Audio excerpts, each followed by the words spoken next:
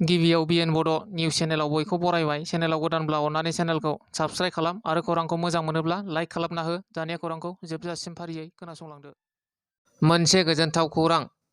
अल Assam sports एस'सिएशननि आफादगिरि महरै नबदले आरो गाहाय नेहाथारि महरै डक्टर सांग्रां ब्रह्मखौ सायख'बाय।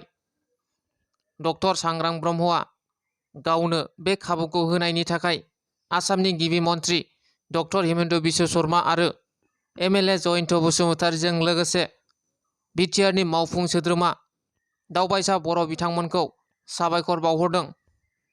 मोनसे दुखुगोनां जाथाय। चिरां जिल्लायाव गिख्रंथाव सारअन्थाइ गावनायजों सासे बर' सुबुंनि जिउ खहा। दुब्लियाव खोथिया फोनो थांनायाव सारअन्थाइ गावनायजों जिउ गोमायो।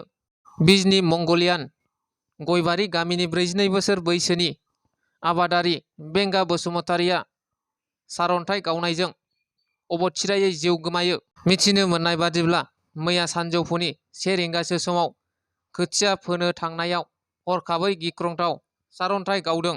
दुब्लि गेजेरावनो बे जाथाया जादों होननानै मिथिनाय जायो। भारतनि अंडर-20 आइजो फुटबल हानजानि केप्तेन अपर्न नार्जारीखौ खाग्राबारि दिहुं क्लाबजों लोगोसे आंगो गामिनि रायजो राजाफोरा गाजा गोमजायै बरायदों। खाग्राबारि दिहुं स्पर्ट्स क्लाबजों लोगोसे गामिनि रायजो राजाफोरजों बरायजानो मोननानै जोलुर गेलेगिरि अपर्न नार्जारीया लाख'हायै गोजोननाय फोरमायदों।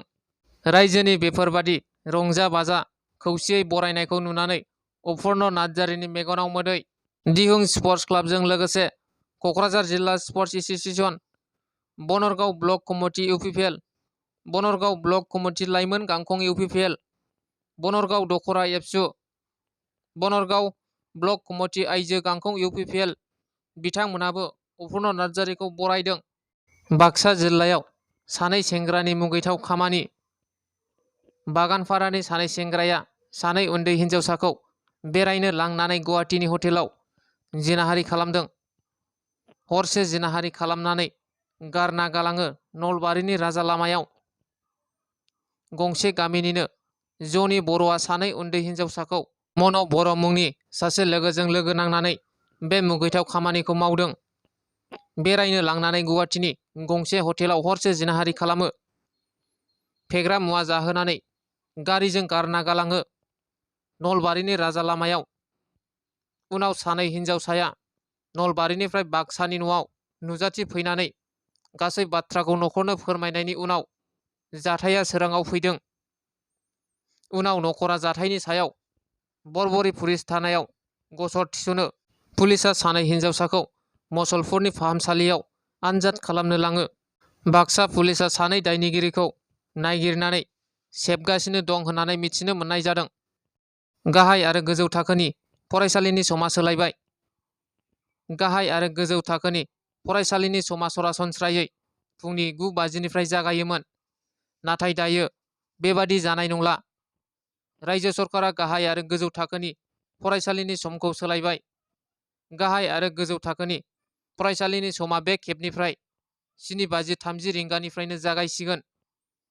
फोरोंगिरिफ्रा फरायसालियाव 7:30 रिंगायावनो सौहैनो गोनां जासिगोन। गाहाय थाखोनि फरायसालिनि समा 9:50निफ्राय जागायनानै 1 रिंगा 45 मिनिटनि गेजेराव जायोमोन। नाथाय बे खेबनिफ्राय 7:30 रिंगानिफ्राय जागायनानै 12 रिंगा 15 मिनिटसिम जासिगोन आरो गेजेर फरायसालियावबो 7:30 रिंगानिफ्राय जागायनानै 1 रिंगासिम जागोन। मख'नो गोनांदि बे थांखिया 2016 मायथाइनि दिसेम्बर दानावनो रायजोनि साहा बागान ओनसोलाव थानाय फरायसालिफोरनि थाखाय लादोंमोन। नाथाय बे खेबनिफ्राय रायजो नाङैनो 6थि फारिलाइयाव गोग्लैनाय ओनसोल बिटिआर, कार्बि आंलं आरो दिमा हासावआवबो बे थांखिया गोहोम गोग्लैसिगोन। थांनाय 15निफ्राय 17 मेसिम तिनसुकियाव सरकारि बाबै मोनसे सावरायलायनायनि गेजेरजों बे थांखिखौ लानाय जादों आरो मोनफ्रोमबो जिल्ला बेंगिरिसिम बे थांखिखौ मावफुंनो थाखाय लाइजाम हरनाय जाबाय होननानै मिथिनो मोननाय जायो। सा-सानजा भारतआवबो गिबि खेबनि थाखाय बन्दे भारत एक्सप्रेसआबो बेखेवजासिगोन। एनजेपिनिफ्राय गुवाहाटीसिम बन्दे भारत एक्सप्रेसआ खारगोन। फैगौ माखासे साननि गेजेरावनो बन्दे भारत एक्सप्रेस ट्रेनखौ बेखेवनाय जासिगोन।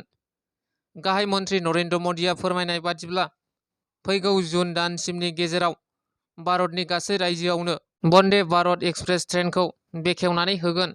दिनैनि खौराङा बेखिनियानो। गोजोन्थों।